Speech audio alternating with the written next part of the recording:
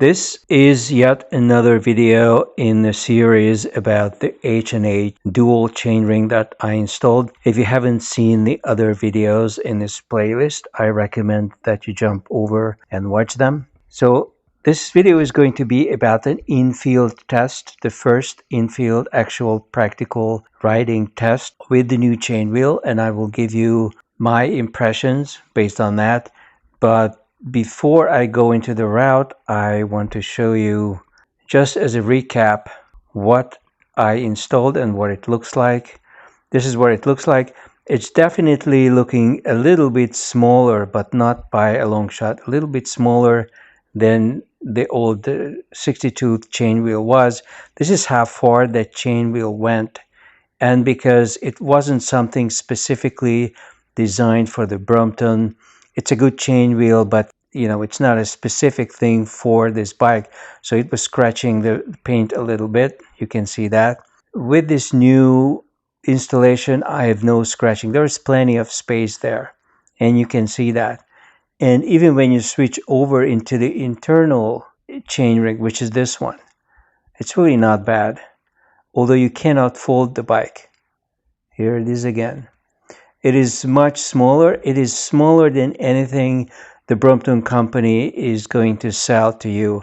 To my knowledge, I think they sell a 44, and that's about the smallest that they sell. Consider that the 44 is a good 25-30% bigger than this chainring. There it is. I think it looks pretty cool. I like the way it looks. It looks kind of more complex than the old one. And of course, I have the bragging right of an H&H logo, and it has a mud guard on it, which was badly needed. Now, as you can see, I have no shifter. There is no way to shift over except by grabbing the chain and moving it over from one sprocket to the other. If you want to grab it by hand, go ahead, but your fingers are going to be covered in this oily, nasty mud that comes off of the chain, and it's very hard to wash it off, not to mention that you don't want to touch the handlebar with hands like that. So if you want, you can carry my favorite alcohol wipes, have been mentioned on this channel many times, but I prefer to use a tool. In this case, I have this hex tool, which is excellent. It's just the right size. It's long enough.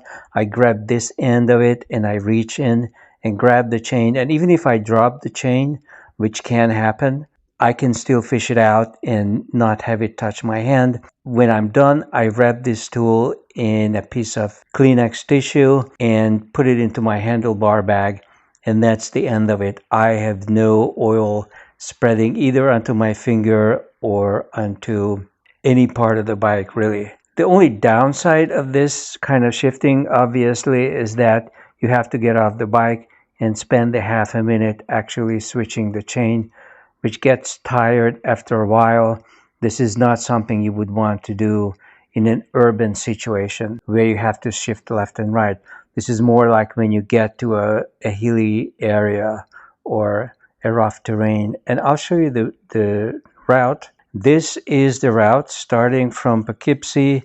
I ended up in Cold Spring, and it was actually 42 miles because I got lost in this off-road area. The Google map was totally useless. It was scrambling, and you would go south and then it tells you to go back north. Then you go north and then it go back south. Tough situation. But it was 42 miles, and I ran out of electricity here when I got stuck in this muddy ravine, nasty place.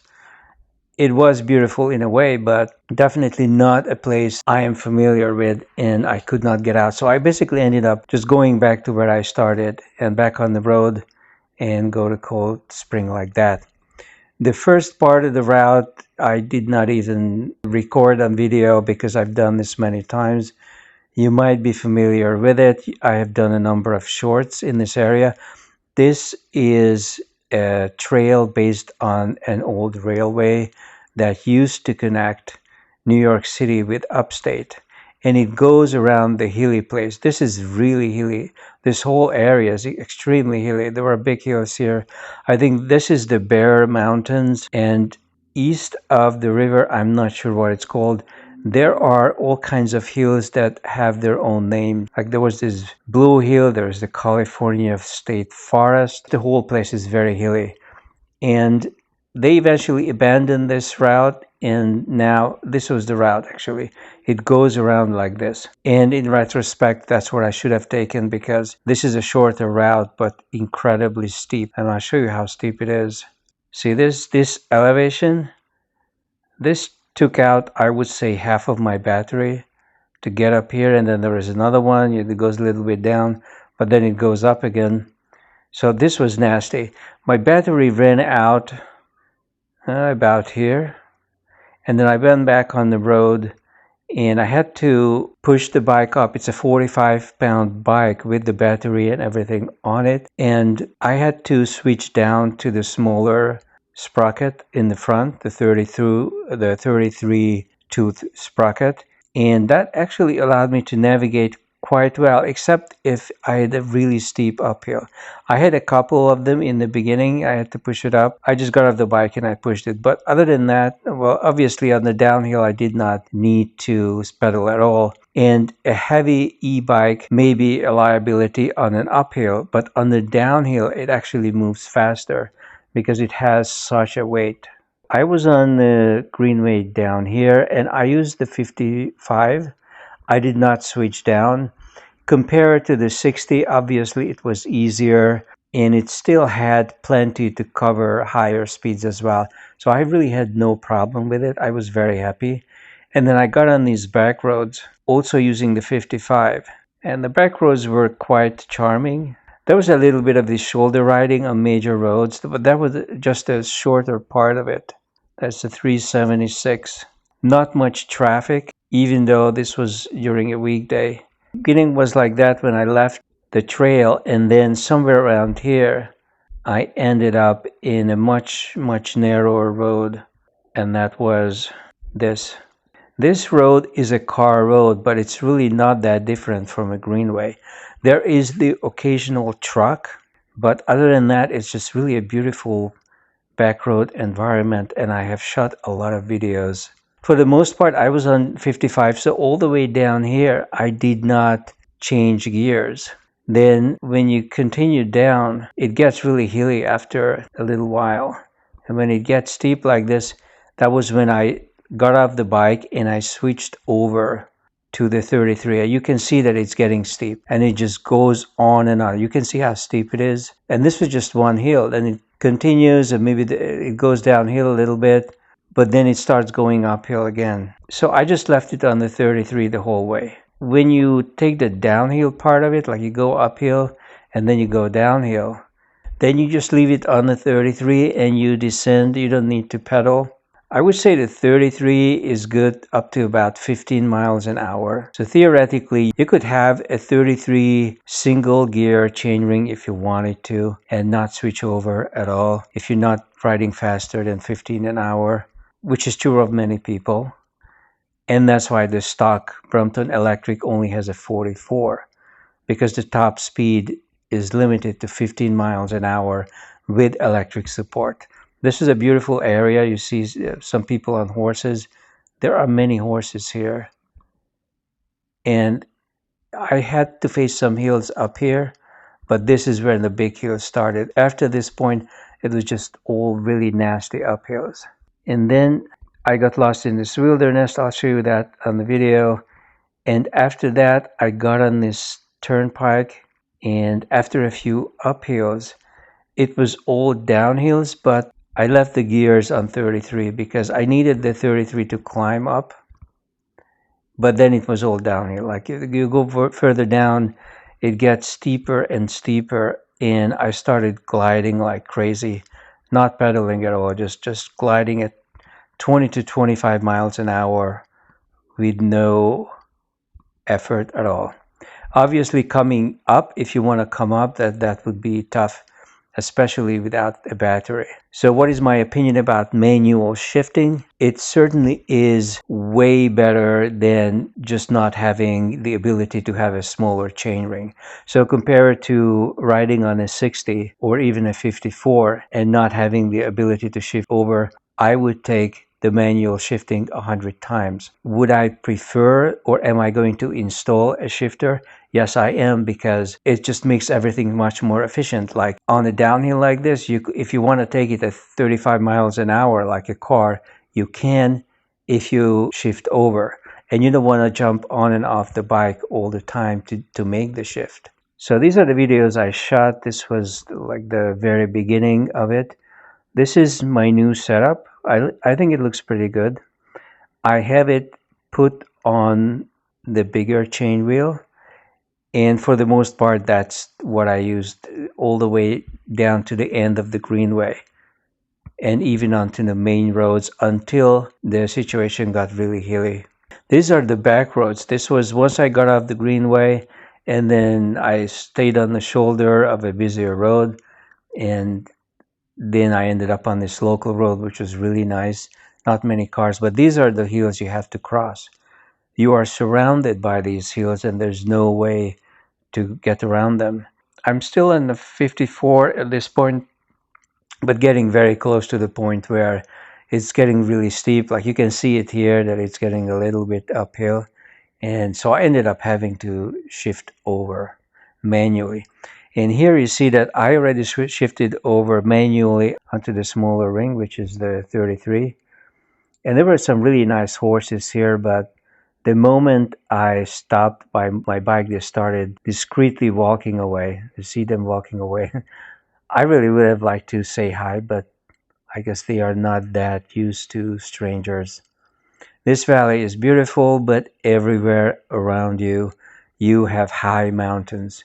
I don't know how many feet you have to do to climb over that mountain, but I climbed over one of them, and I can tell you at least half the battery, no, not half, most of the battery was gone by the time I got to the off-road place. And people don't use bikes. People still use trucks for everything. You see how many trucks they have. But of course, they carry horses and stuff. These are serious farms. And this is the off-road place where I started to get lost.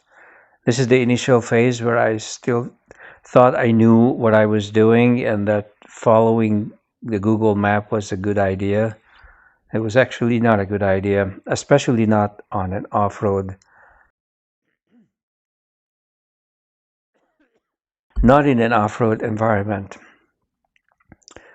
But this off-road is far from the worst. I mean, it got a lot worse after that. Here is the last of my electricity. It's basically gone at this point, and I'm getting lost.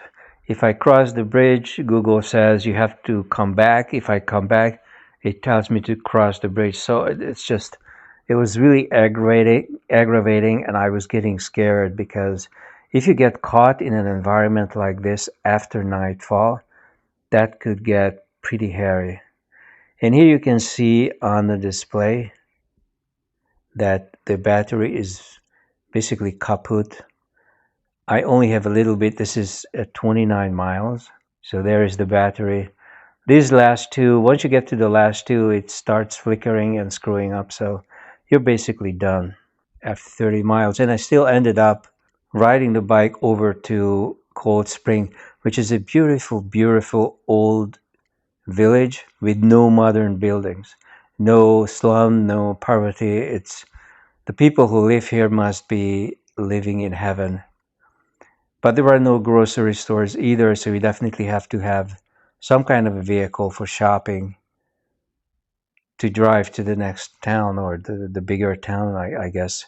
I assume that would be Peekskill. Definitely long distances.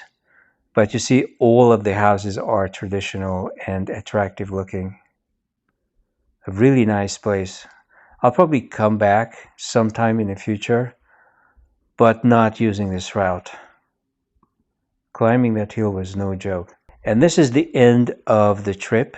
I ended up on the train, and I forgot that I was on the 33 and the bike did not fold. So I switched over, and then it folded no problem. I had no problem moving the bike or folding it. You can't be on the 33 on the small ring and fold the bike. This is the only inconvenience, if you want to call it that. So I'm absolutely blown over by the results. In an upcoming video in this same series, I am going to give you the measurements and compare this setup to a roll-off. In other words, I'm just curious, what kind of results would you get with a roll-off compared to this? Do I have as wide a gear range as I would have with a roll-off hub, but a single chainring? I don't know. But that's an interesting question to ask, because right now I feel like I have really as much gear range as I would ever want. I can take a 25-degree elevation uphill, or I can come downhill and pedal like crazy on the big chain wheel. Okay, this is it for the current video. Make sure to check out my book. My book describes in detail how I built this bike up to this point.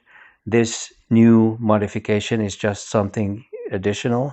And I have t-shirts and everything else, and I'm putting some links below so that you can go to the playlist and see the other videos in this series. I'll be back.